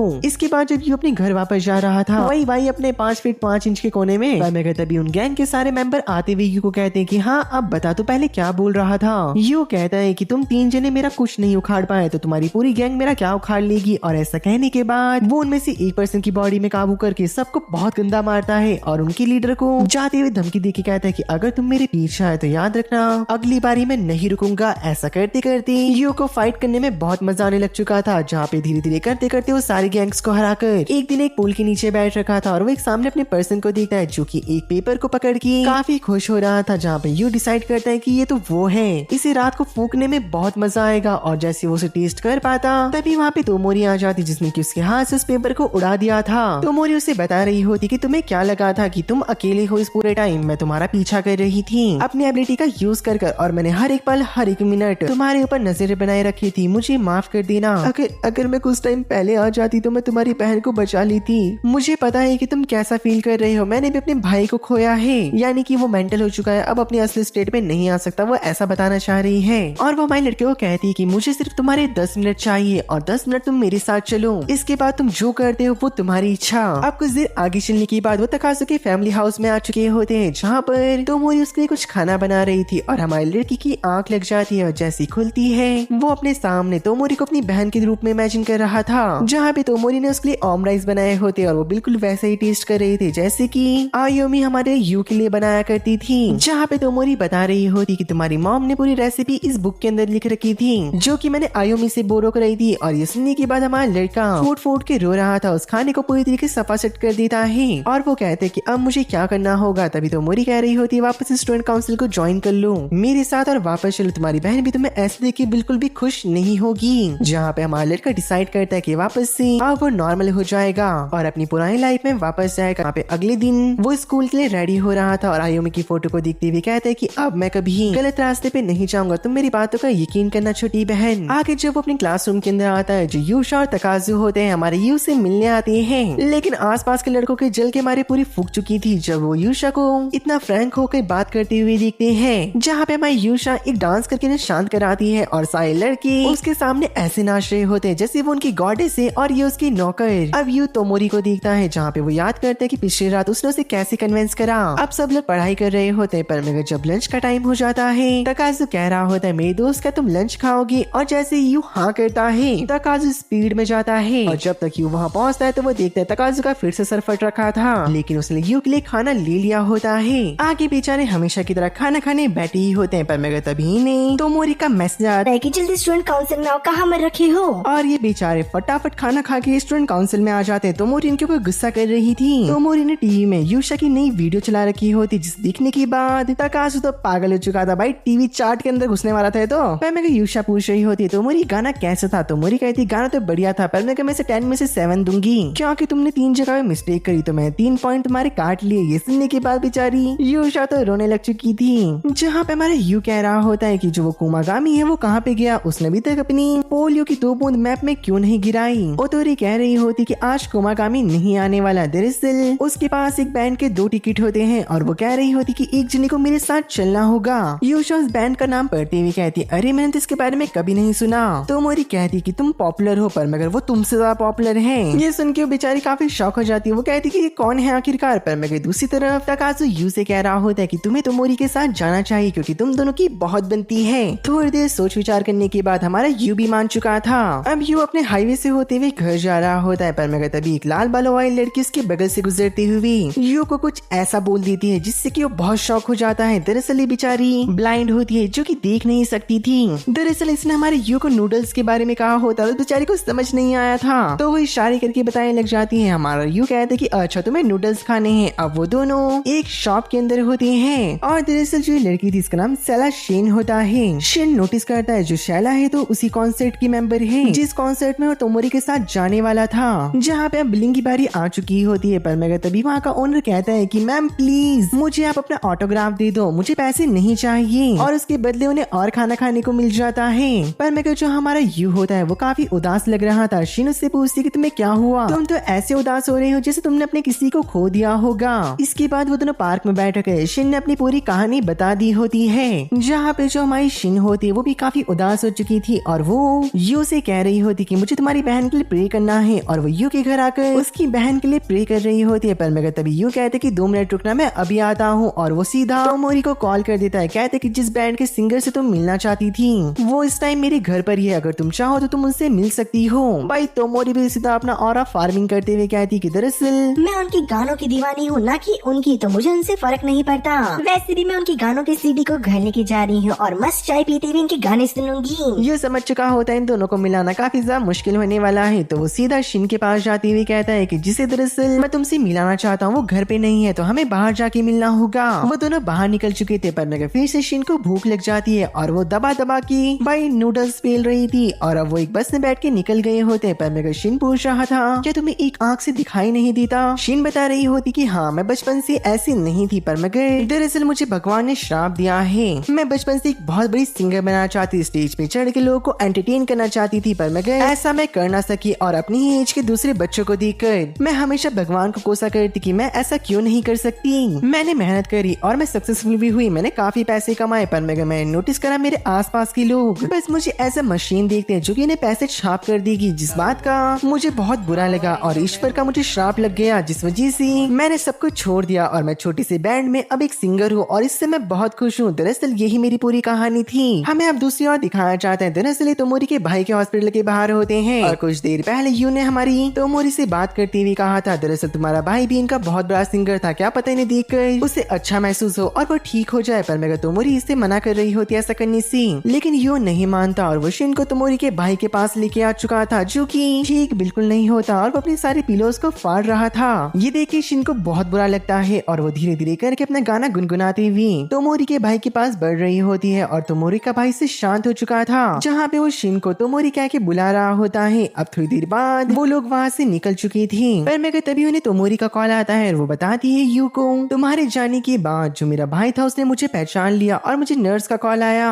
हमारा यू कह रहा होता है, मैं तो तुम्हें कहा ही था कि शिन की आवाज सुनने के बाद तुम्हारा भाई ठीक हो जाएगा। हमारी जो तोमोरी होती है वो थोड़ी सी इमोशनल होती हुई कहती, कल मुझे कॉन्सर्ट में जरूर मिलना। यू कहते कि तुम चिंता मत करो, मैं टाइम पे आ जाऊंगा। अगले दिन हमारा यू सज धज रहा होता है और भाई साहब एक नहीं, दो नहीं, तीन नहीं, चार नहीं, वो लगातार काफी सारे कपड़े चेंज कर रहा था और अपने मन में कहता है कि तोमोरी मुझे किस कपड़ों में देख के ज्यादा खुश होगी। जहाँ पे वो ये कपड़े डिसाइड करके बाहर निकल चुका था और तोमोरी को देखकर ना जाने क्यों उसकी हार्ट बीट बहुत तेज हो चुकी थी। दरअसल वो लग भी सुंदर रही होती है। जहाँ पे वो लोग आगे बढ़ रहे थे, यू पूछ रहा होता कि हम कॉन्सर्ट में जा रहे हैं, तोमोरी मना करती हुई कहती कि नहीं, पहले हम कुछ मर्चेंडाइज लेंगे। यू कहता है पर मैं कॉन्सर्ट के बाद भी तो हम उसे ले सकते हैं। तोमोरी बताती जो प्रीमियम मर्चेंडाइज होते हैं वो स्टार्टिंग में मिलते हैं, बाद में सब खत्म हो जाएगा। ओहो, मुझे नहीं लगा था कि तुम इतनी बड़ी फैन होगी इस शो की। जहाँ पे ब्लश करते हुए कहती कि दरअसल मैं सिर्फ अपना फोन केस लेने जा रही हूँ। आगे बढ़ते वक्त जब हमारा यू लाइन देखता है, बेचारा तो कहता है कि चलो वापस चलते हैं, पर मैं गए तोमोरी ने उसके हाथ को पकड़ लिया था और कहती कि मेरे साथ चलो।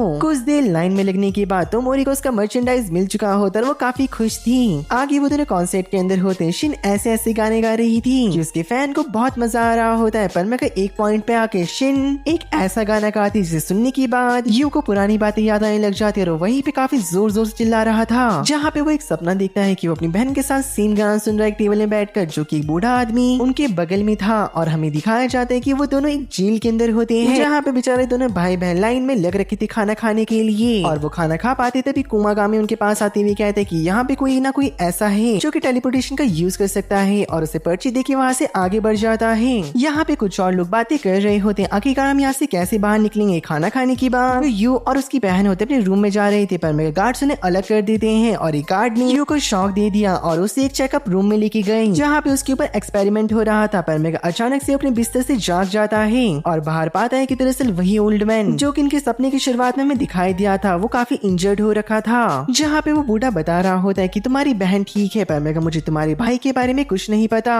जहाँ पे वो कहते कि जल्दी जाओ, तुम्हें अपनी बहन को बचाना होगा। ये फटाफट से उस टेलीपैथी वाले लड़के को ढूंढने की कोशिश करता है और जब वो उसे पर्सन मिल जाता है उसकी बॉडी पे वो कब्जा कर लेता है और अपने भाई से बात कर रहा था, जहाँ पे हमारा यू का भाई उसे बता रहा होता है आयुमी के साथ गलत ट्रीटमेंट हो रहा है। जहाँ पे यू को मौका मिलते साथ ही दूसरे पर्सन के टेलीपोर्टेशन ताकत का यूज करते साथ वो अपने भाई के पास आ चुका था और उसे आजाद कर पाता उससे पहले गार्ड आके उसे पकड़ लेते हैं और दोनों के ऊपर फायरिंग शुरू कर देते हैं। पर मगर तुरंत ही हमारा यू सपने से हॉस्पिटल के अंदर जागता है, जहाँ पे तोमोरी से बता रही होती कि कॉन्सर्ट के दौरान तुम वहीं पे बेहोश हो गए थे। जहाँ पे यू अपने मन में याद कर रहा होता है कि आयुमी ने भी उसे बताया था कि उस सपने में ऐसा लगा कि उन दोनों के अलावा भी कोई उनका बड़ा भाई है और ये सारी बात वो हमारी तोमोरी को बता रहा होता है। पर मगर तभी वहाँ पे एक पर्सन आ चुका था और मैं आप लोग को बता दूं हमारा कुमेगामी है जो कि काफी सुंदर है भाई साहब। कहा वो देवदास जो कि 2 बूंद पोलियो की डालता था और कहा ये हैंडसम बंदा। जहाँ पे हमारा यू कह रहा होता है कि मुझे पता है कि तुम मेरे भाई के बारे में जानते हो तो प्लीज मुझे सब कुछ बताओ। कुमेगामी कह रहा होता है कि शांत हो जाओ, मैं तुम्हें सब बताऊंगा, पर मैं अभी तुम्हारा मेन मोटिव अपनी बहन को बचाने के लिए होना चाहिए। हमारा यू ये सुन के काफी गुस्सा हो चुका था, वो कहते कि मैं अपनी बहन को कैसे बचाऊंगा जो कि पहले ही मर चुकी है। कुमेगामी कह रहा होता है कि मुझे लगता है कि तुम अपने भाई के बारे में कुछ नहीं पता, तुम्हारा बड़े भाई का नाम शिनसुके है और उसकी पावर काफी कमाल की है। कुमागामी कह रहा होता है कि मेरे साथ चलो और वो गाड़ी में बैठ के काफी दूर जाते हैं। ये एक अनजान जगह थी और थोड़ी देर पहाड़ की चढ़ाई करने के बाद उन्हें गुफा मिलती है और लिफ्ट को पकड़ के वो लोग ऊपर निकल चुके थे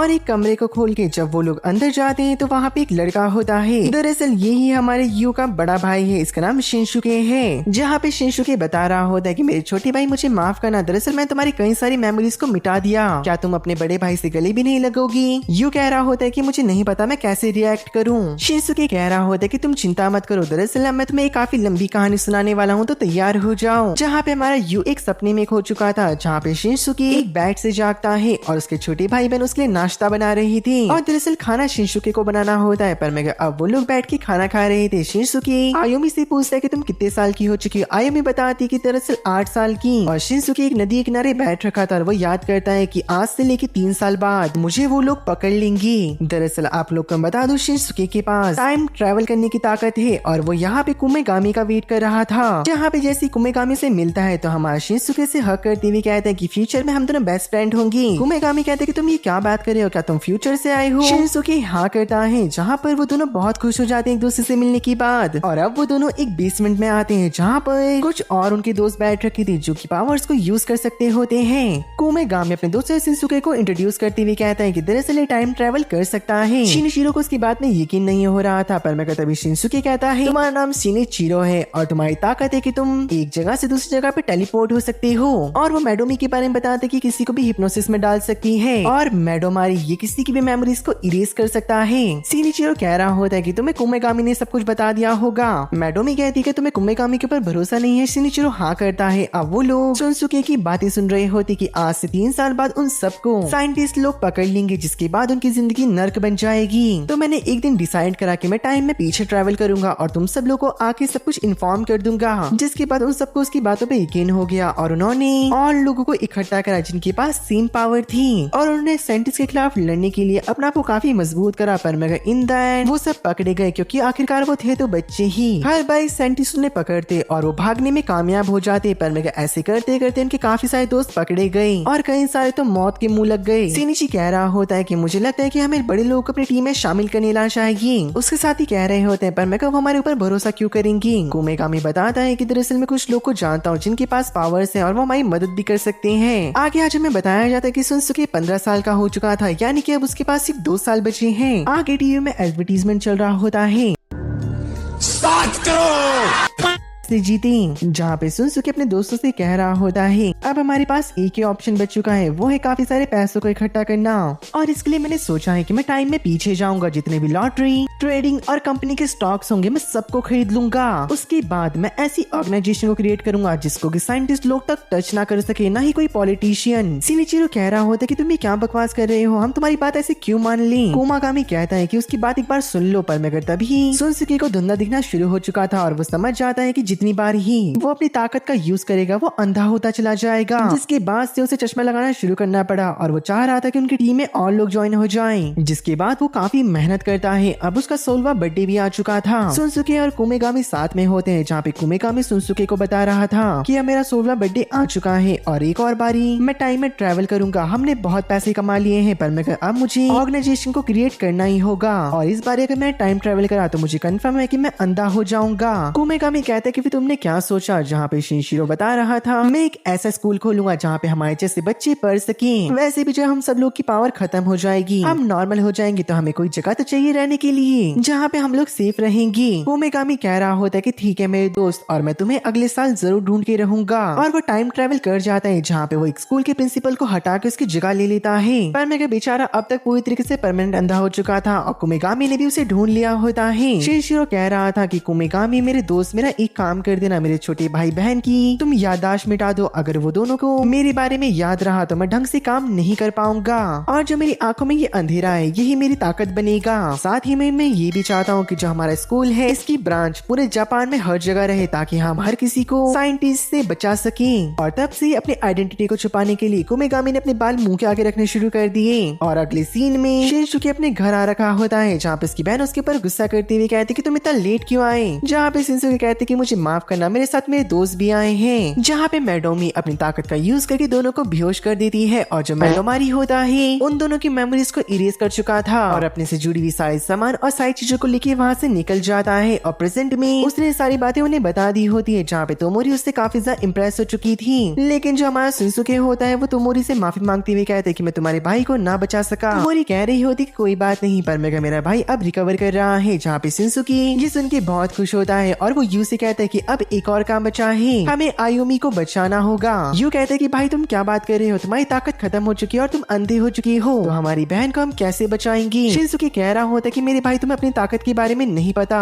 तुम्हारे अंदर एक और ताकत छुप रखी है कि तुम सामने वाले की ताकत यूज कर सकते हो उसकी बॉडी में जाकर। तो मैं चाहता हूँ कि तुम मेरी बॉडी में आओ और इसकी ताकत यूज करो। और हमें बताया जाता है जब कुमेगामी ने यू को डिटेक्ट करा था तब उसने बताया था कि उसकी पावर ना ही सिर्फ लोगों की बॉडी में कब्जा करना बल्कि उनकी दूसरी पावर्स को भी यूज करना होगा। हमने तुम्हारे ऊपर पहले इन्वेस्टिगेशन करी और हमें पता चला कि तुम्हें ये नहीं पता कि तुम्हारी असली ताकत क्या है। तुम्हें लगा कि तुम सिर्फ इंसानों की बॉडी में 5 सेकंड जाके अपनी बॉडी में वापस आ सकते हो, पर मगर तुम्हारी असली ताकत उनकी बॉडी में जाके उनकी ताकत यूज करना है। यू कहते कि तुमने मुझे पहले इसके बारे में क्यों नहीं बताया। तोमोरी कहती है कि अगर मैं तुम्हें बताती तो ना जाने तुमने आयुमी के मरने के बाद कितनों की पावर को छीन लिया होता और तुम किस तरीके के मॉन्स्टर बन जाते। शिनसुके कह रहा होता है मेरे भाई मैं चाहता हूँ कि तुम मेरी पावर्स को लो और हमारी बहन को बचाओ। जहाँ पे यू अपने भाई की पावर को लेकर टाइम ट्रेवल करता है और उस दिन पहुंच चुका था जिस दिन हमारी प्यारी आयुमी की मौत होने वाली थी। सब कुछ वैसा ही चल रहा था। हमारा लड़का प्रेसिडेंट रूम में होता है और बताता है कि जिस पावर की तुम बात कर रहे हो वो मेरी बहन की है। सब कुछ वैसा ही चल रहा था। यू अपने घर में वापस आता है, उसी लड़की को नोटिस करता है जिसके चक्कर में उसकी बहन की मौत हुई। जहाँ पे तोमोरी अब बर्तन धो के बाहर जा रही होती है और बाहर आने के बाद कहती कि अपनी बहन से पूछना कि उसने क्या सपना देखा।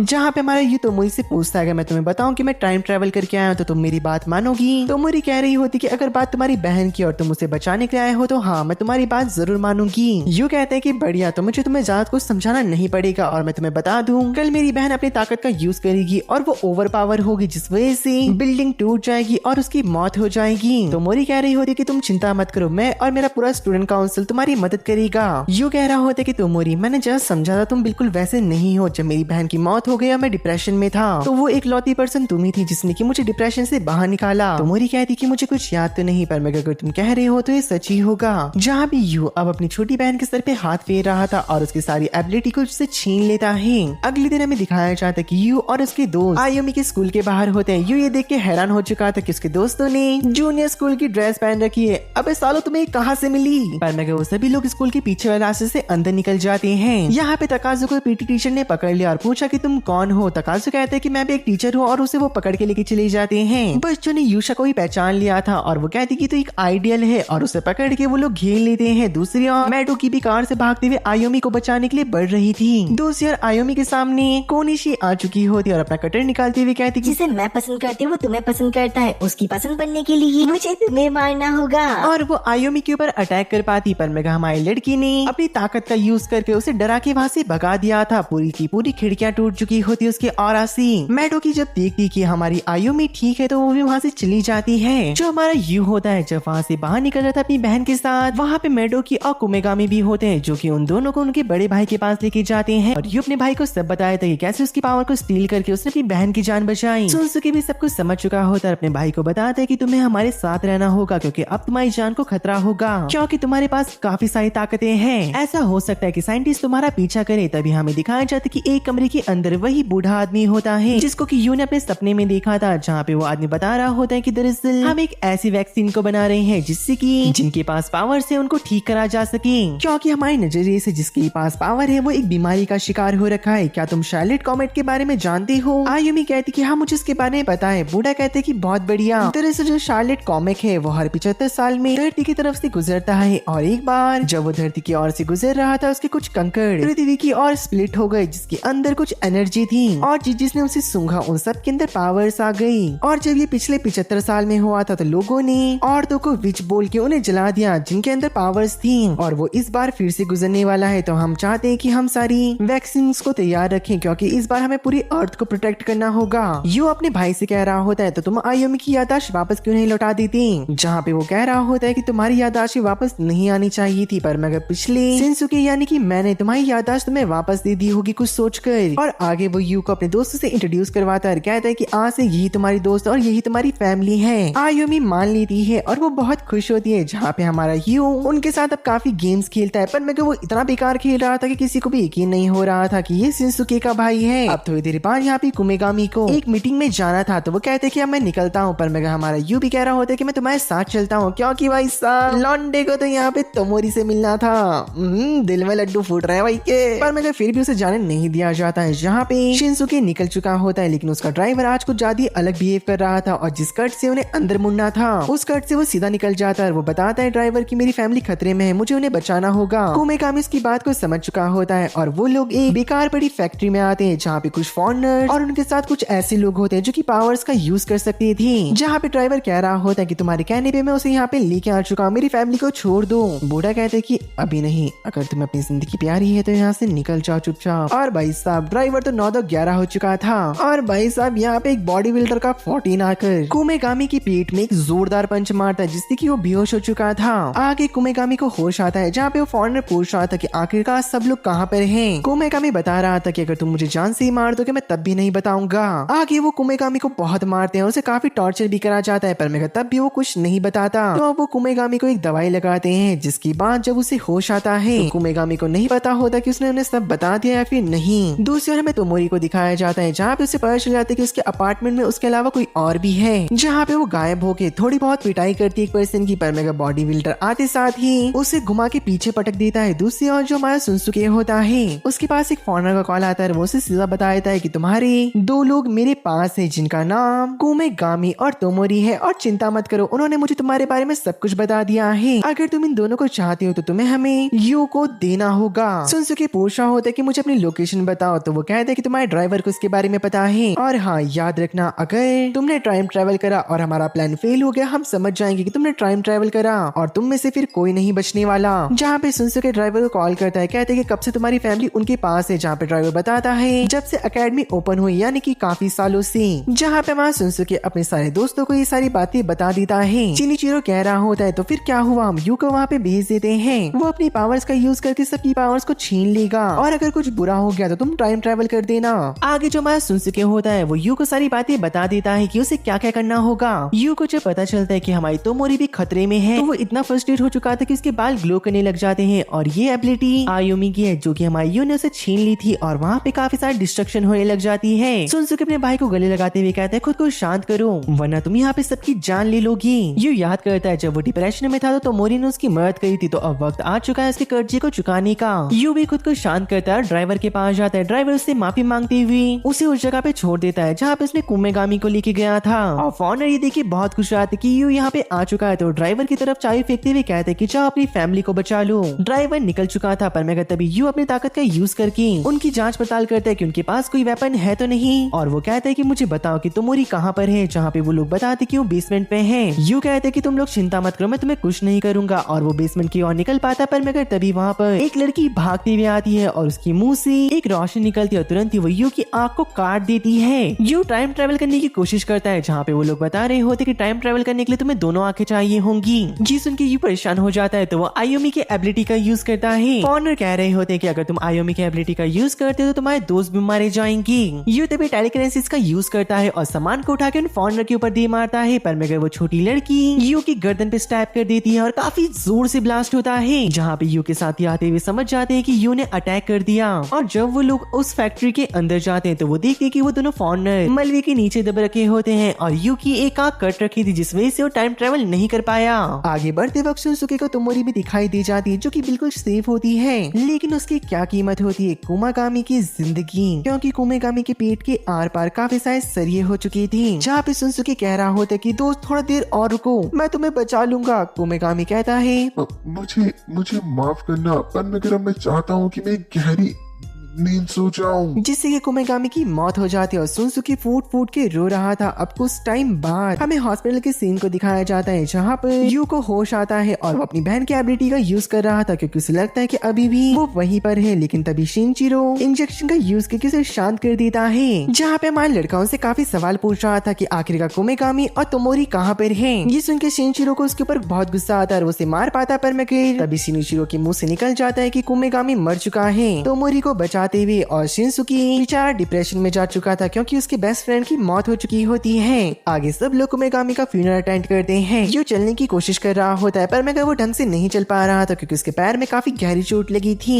अब वो टीवी में यूशा के एक ब्लॉग को देख रहा होता है जो कि अपनी मॉम और डैड से मिल गई होती है अपने होम टाउन में, क्योंकि हमारे यू को पता होता है कि कुछ टाइम बाद उसकी पावर चली जाएंगी, यानी कि मीशा पूरी तरीके से गायब हो जाएगी और वो खाना बनाते बनाते मीशा में कन्वर्ट हो जाती है, जहाँ पे उसकी मॉम डैड को यूशा को देख के मीशा की याद आ रही होती है। यू भी काफी खुश था और वो अपने ऊपर अब काम करता है, एक्सरसाइज करता है ताकि उसके पैर जल्दी ही रिकवर कर पाए। मैडो की तभी यू के पास आते कहती कि तुम्हें किसी से मिलना होगा। ये शिनसुके होता है जहाँ पे शिनसुके बता रहा होता है कि आने वाले टाइम में मिलिट्री, साइंटिस्ट और जापान के पॉलिटिशियन हमारे ऊपर कब्जा कर लेंगे। यू को वो टाइम याद आता है जब आयुमी मर चुकी थी और वो भी डिप्रेशन में जा चुका था। उसे अपना भाई अभी उस स्टेट में लग रहा होता है जहाँ पे वो बताता है कि जल्दी ही शायद दुनिया में पता चल जाएगा कि हम लोगों के पास पावर है और जापान जब इसमें शामिल होगा तब हमारा गेम खत्म। खत्म, खेल खत्म, खेल खत्म बेटा।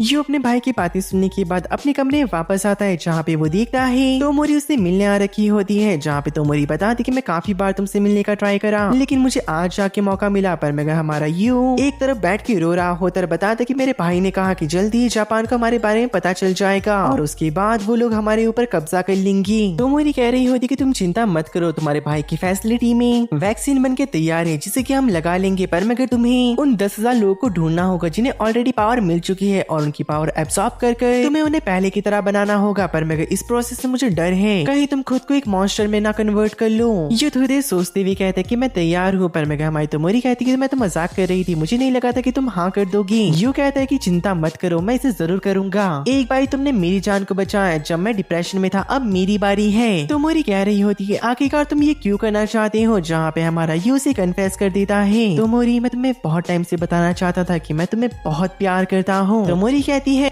क्या बकवास कर रहे हो, हमारी जोड़ी नहीं जमने वाली। यू कहते हैं क्यों, जब तक तुम्हें ट्राई नहीं करा तुम ऐसा कैसे कह सकती हो। तोमोरी भी कहती कि ठीक है, अगर 10,000 लोगों की ताकत लेने के बाद तुम जिंदा बच गए और मॉन्स्टर नहीं बने तो मैं जरूर तुम्हारे बारे में सोचूंगी। और वो दोनों आपस में प्रॉमिस करते हैं, जहाँ पर तोमोरी उसे कहती है जल्दी वापस आना, मैं तुम्हारा यहीं पे इंतजार करूंगी और खुद को चोट मत पहुंचाना। अगर तुमने ऐसा करा तो मैं तुम्हें जान से मार दूंगी। और हाँ, अगर तुम दूसरों की एबिलिटी को लेने जा रही हो सबसे पहले शुरुआत मेरे से करो क्योंकि मैं इससे बहुत थक चुकी हूँ। ये उसकी बात मान के उसकी एबिलिटी को ले लेता है। तोमोरी कहती कि मुझे बहुत अच्छा लग रहा है, जैसे मानो सर से कुछ बोझ उतर चुका हो। अब जो हमारा यू होता है वो अपने भाई से मिलने आ रखा था, पर मगर वो अपने दोस्त के गम में इतना डूब चुका था अब तक वो जगह से खड़ा नहीं हुआ था और लगातार रोए जा रहा था। यू अपने भाई को बता रहा होता है वैक्सीन लगने के बाद जो 10,000 लोग बचेंगे उनकी एबिलिटी को मैं स्टील कर लूंगा, यानी कि चुरा लूंगा, ताकि किसी को ऐसे ना मरना पड़े जैसे कि कोमेगामी मरा। शिनसुके काफी गुस्से में कहते हैं कि ऐसे नहीं होने वाला, काश मैं कोमेगामी को बचा सकता। यू कह रहा होता है कि मैं ये काम इसलिए कर रहा हूँ ताकि दूसरे कोमेगामी को मरना ना पड़े। और ये सुनने के बाद उसका भाई शांत होता है और कमरे में बैठ के कह रहा होता है कि ठीक है, हम इस प्लान को एग्जीक्यूट करेंगे, जिसके लिए मुझे मेरी टीम को पूरे जापान को अच्छे से कंट्रोल करना होगा ताकि तुम अपना काम पूरी तरीके से कर पाओ। लेकिन याद रखना अभी तुम 16 साल के हो, अगर 2 साल के अंदर तुमने सब कुछ करके नहीं दिखाया तो तुम पावर्स खो बैठोगे अपनी और हमें ये काम फिर दोबारा करना पड़ेगा। अब हमारा यू तैयार हो चुका होता है वर्ल्ड टूर के लिए और जब वो निकल रहा था उसके पास तकाज़ो यूशा आ चुके होते हैं। बेसिकली अभी यूशा के अंदर उसकी बहन मीशा होती है और तुरंत ही जैसे मीशा गायब होती है यूशा को तकाज़ो एक लेटर देता है जिसे कि मीशा ने लिखा था। यूशा उस लेटर को पढ़ के इमोशन हो जाती है, जहाँ पे उसकी बहन ने लिखा था कि मैं हमेशा तुम्हारे साथ रहूंगी। दूसरी ओर हमें यू को दिखाया जाता है जो कि अपने कपड़े पैक कर रहा था और अपने घर से जब वो बाहर निकलता है तो वो देखता है कि दरअसल यहाँ पर तोमोरी उसके गेट में खड़ी होती है, जिसके हाथ में दरअसल वो चीटमेंट जापानीज वर्ड थे जो कि इंग्लिश में ट्रांसलेट करे गए थे। यू भी खुश होकर उसे अपनी एक चीज दे देता है, जाने से पहले कहता है कि अपना ख्याल रखना। यू निकल चुका होता है जहाँ पे उसका भाई एक फ्लाइट को उड़ते हुए देख रहा था, कहता है कि मेरे भाई ध्यान रखना। यू हमारा पहले मलेशिया आया था, वहाँ का गार्ड पूछ रहा होता है कि आखिरकार तुम यहाँ पे क्या करने आए हो। यू बताते कि मैं दरअसल यहाँ पे घूमने आया हूँ और वहाँ पे आने के बाद यू ने अपना काम शुरू कर दिया था, लोकल से इन्फॉर्मेशन निकालना और उनको पैसे देना और लोगों की पावर्स को ले लेना। इसके बाद हमारा यू फिलीपींस जाता है और ड्राइवर की गाड़ी में बैठने के बाद वो ड्राइवर के माइंड को रीड करता है। यू को उससे पता चलता है कि उसके छोटे भाई के पास ही ताकत है, तो हमारा यू सीधा उसके भाई के पास जाकर उसकी ताकतों को ले लेता है। ऐसा करते करते यू हर किसी की ताकतों को ले जा रहा था। फिर हमारा यू अफ्रीका जाता है, जहाँ पे वो लोगों से फाइट करता है जिनके पास गन्स होती है, पर मगर यू बिना डरे सबकी पावर्स को लेकर सीधा इजिप्ट पहुंच चुका था, जहाँ पे एक आदमी को यू के ऊपर शक हो जाता है। जहाँ पे लोग अब यू की फोटोज को अपने दोस्तों के पास भेजते हुए कहते हैं कि इससे बच के रहना, ये दूसरों की पावर को चुरा रहा है। अब यू ने एक लड़की की पावर को ले लिया था, पर मगर वो नोटिस करता है उसकी बॉडी ना चाहते हुए पावर्स को यूज कर रही है। यू इसके बाद कई सारे देशों में जाता है और सबकी पावर एक एक करके लेता है, और बारी आती है इंडिया की, और जगह भी इसने गलत चुनी, ये सीधा बिहार पहुंच चुका था। वहाँ के लोगों ने इसके ऊपर गोलियों की बरसात कर दी और ये इंडिया छोड़ के भाग गया। जहाँ पे एक और देश में जब हमारा यू पहुँचता है तो वो देखता है कि एक लड़की के पास पावर है जिससे कि वो लोगों को हील कर रही है, पर मगर दिल पे पत्थर रख कर वो उस लड़की की भी एबिलिटी ले लेता है और आगे चलते वक्त सोच रहा था कि अगर मैं अपने हाथ को अपनी आंख में रख दूं तो मैं इसे हील कर पाऊंगा। पर मगर वो खुद को रोकते हुए कहता है कि इस पावर को मैं लोगों की जान बचाने के लिए ले रहा हूँ, ना कि खुद के यूज के लिए। अगला स्टॉप उसका क्यूबा होता है, जहाँ पे एक होटल में वो रेस्ट कर रहा था, पर मगर उसे एक सपना आता है जिससे कि अपनी ताकत को कंट्रोल नहीं कर पाता, पूरे का पूरा होटल उड़ा देता है। यू समझ चुका था कि अब वो इस पावर को कंट्रोल नहीं कर पा रहा है ढंग से। कुछ दिनों बाद वो सऊदी अरेबिया जाता है, जहाँ पर एक होटल में वो दवाई खा के सो चुका था नींद की, पर मगर जब अगले दिन वो उठता है और न्यूज में देखता है तो वहाँ पे दिखाया जाता है कि एक आदमी ने भारी तबाही मचाई। ये कोई और नहीं हमारा यू होता है, जो कि पावर को कंट्रोल नहीं कर पाया और इसने बहुत ज्यादा तबाही मचा दी। आगे वो इटली में जाता है, पर मगर लोग उसके ऊपर धनाधन गोलियां बरसा रहे थे, पर मगर यू को समझ नहीं आ रहा होता कि वो यहाँ पे क्या कर रहा है। मतलब इसकी मेंटल स्टेट अब धीरे धीरे करके खराब होने लग चुकी थी, जहाँ पे वो उन लोगों को खत्म कर देता है। पर मगर तभी उसको तोमोरी की दी हुई चिट्स दिखाई देती है और वो धीरे धीरे करके तोमोरी को भूलना शुरू कर चुका था, लेकिन उसे याद होता है कि उसने किसी से प्रॉमिस करा है मिलने का। दूसरी ओर तोमोरी हमारे यू का अभी तक वेट कर रही होती है, जहाँ पे अब वो पोलैंड, रशिया, पोर्तुगल और ऐसे ही कई सारे देशों में जाता है। अब लोग उसे रीपर के नाम से जानना शुरू कर चुके थे। इसके बाद हमारा यू अमेरिका जाता है, वहाँ पर एक कंपनी के अंदर घुस के दो लोगों की पावर्स को ले लेता है। और हाँ गाइस, मैं बैट लगाता हूँ कि आपने दरअसल ये वाला सीन भी जरूर देखा होगा, और अगर देखा है तो कमेंट में जरूर बताना। जहाँ पे अब ये अमेरिका के एरिजोना स्टेट में जाता है, वहाँ पे दो लोगों की पावर्स को लेने के बाद अब ये आगे बढ़ रहा था उन्हें घसीटते हुए, पर मगर से समझ नहीं आ रहा होता आखिर वो ये मिशन कर ही क्यों रहा है। जहाँ पे वो जमीन में पड़ा था और वो एक ईविल स्माइल हंसते हुए कह रहा होता है कि अब मैं पूरी दुनिया में कब्जा कर लूंगा, लेकिन तभी उसे फिर से तोमोरी की चिट्स दिखाई देती जिन्हें लात मार के उसने आगे फेंक दिया। पर मगर उन चिट को पकड़ के वो रोने लग जाता है, कहता है कि मुझे इतना बुरा क्यों लग रहा है जब मैंने इन चिट्स को लात मारी, आखिरकार इनका मेरे से कनेक्शन क्या है। आगे हमारा लड़का अपना सिलसिला फिर से कंटिन्यू करता है, साइबेरिया, कंबोडिया, टर्की, जहाँ भी वो जाता सबकी पावर्स को छीनता। और टर्की के लोगों ने तो बच्चों के ऊपर एक्सपेरिमेंट करना भी शुरू कर दिया था, तो वो उन बच्चों की पावर्स को छीन लेता है। यू अब चाइना में होता है, पर मगर तब एक पर्सन उसकी कमर में क्रॉसबो मार देता है। एक लड़की सामने आती हुई कहती है तुम्हें कमजोरों के ऊपर अटैक नहीं करना चाहिए, पर मगर यू उठते हुए कहते हैं कि तुम्हारा शुक्रिया, तुमने मेरा स्टैंड लिया, और वो लड़की की पावर को स्टील कर लेता है। और अब वो आगे निकल रहा था, पर मगर उसे पता नहीं होता कि उसे कहाँ जाना है, लेकिन तब तक वो पर्सन उसे दूसरा क्रॉसबो मार देता है जिससे कि वो बेहोश हो चुका था। लेकिन बस उसे धुंधली चीज ये दिखाई देती कि पुलिस का हेलीकॉप्टर उसकी तरफ बढ़ रहा है और इसके ऊपर यू का भाई होता है जिसने कि उसे फाइनली ढूंढ लिया था। अब कुछ टाइम बाद यू की आंखें खुलती है, जो कि अपने भाई के हॉस्पिटल में होता है। तोमोरी कह रही होती कि तुम्हारा हार्ड वर्क काम आया, तुमने कर दिखाया। यू कहते कि आपका शुक्रिया, पर मगर आप कौन हो। ये सुन के हमारी तोमोरी काफी सा हैरान हो जाती, वो कहती कि मुझे पता था तुम्हारे माइंड के ऊपर बहुत फोर्स पड़ेगा इतनी सारी पावर्स को लेने के बाद, लेकिन मैं तुम्हें याद दिला दूं, दरअसल मैं तुम्हारी लवर हूँ जो कि तुमसे बहुत प्यार करती है, और तुम्हारे पास जो चीट्स है ये तुमको मैंने ही दी थी। यू उसकी बात सुन के बहुत हैरान होता है, कहते कि हाँ ये मेरी लकी चार्म की तरह है, इसे मैं हमेशा अपने दिल से लगा के रखूंगा। तोमोरी कह रही होती कि तुम्हारा दिल से स्वागत है अपने घर में वापस, और लास्ट पेज में भी यही लिख रखा होता है। दूसरी ओर सब लोग कोमेगामी की ग्रेव में आ रखे होते हैं, और जब हमारी तोमोरी होती है उनकी रिकॉर्डिंग कर रही थी। यू कह रहा होता है मैं चाहता हूँ मैं जितनी जिंदगी बच रखी है मैं उसे खुशी से जीऊं। सब लोग कह रहे होते कि हम अपनी जिंदगियों को खुशियों से भर देंगे। और आखिरी सीन के अंदर हमें तोमोरी की चीट और हमारे यू का आईपॉड दिखाया जाता है। इसी के साथ सीजन फर्स्ट यहीं पे खत्म होता है, और मैं तुम्हें पहले ही बता दूं मुझे नहीं लगता कि इसका सीजन 2 आएगा। और हाँ, मैंने दरअसल ये एनिमे इसलिए एक्सप्लेन करा, इसकी स्टोरी लाइन काफी अच्छी है। अब जैसे नए एनिमे रिलीज हो रहे हैं तो हर यूट्यूबर उसे फटाफट एक्सप्लेन कर रहा है, तो मैंने सोचा कि मैं कुछ हट के लेके आऊँ। आपको ये स्टोरी कैसे लगी मुझे कमेंट पे जरूर बताना, और ये भी कमेंट करना कि तुम्हें स्टोरी में क्या पसंद आया। और अगर वीडियो पसंद है तो लाइक, कमेंट, शेयर सब्सक्राइब करना मत भूलना और वीडियो को हाइप जरूर करना। बाकी गाइस मैं मिलता हूँ तुमसे एक और नई कमाल की स्टोरी के साथ। तब तक के लिए बाय बाय मेरे दोस्तों और सायोनारा गाइस।